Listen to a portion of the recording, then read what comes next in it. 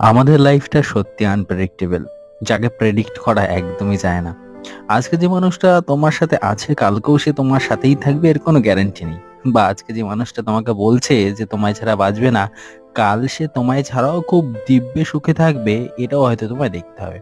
যাক, তোমাদের সাথে কথা বলতে বলতে চলে আসলাম সেই জায়গায় যেই জায়গায় যাওয়ার উদ্দেশ্য নিয়ে আজকে বাড়ি থেকে বেরিয়েছিলাম।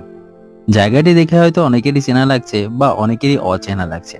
জায়গাটি হলো ভূতনাথ মন্দির, যেটি রয়েছে আমাদের নিমতলা শ্মশানের পাশে। নিমতলা শ্মশানে তো বহুবার গেছি, কিন্তু ভূতনাথ মন্দিরে স্পেসিফিক যাওয়ার সৌভাগ্য আমার কোনোদিনই হয়নি। তবে মন থেকে ভূতনাথ যাওয়ার, দর্শন করার ও পুজো দেওয়ার ইচ্ছা আমার প্রবল ছিল। অবশেষে ভাগ্যক্রমে হয়তো সেদিনকে যাওয়া হয়েছিল। তো চলো, যে উদ্দেশ্য নিয়ে এসেছি সেটা পূরণ করা যাক, বাকি কথা পরে হবে।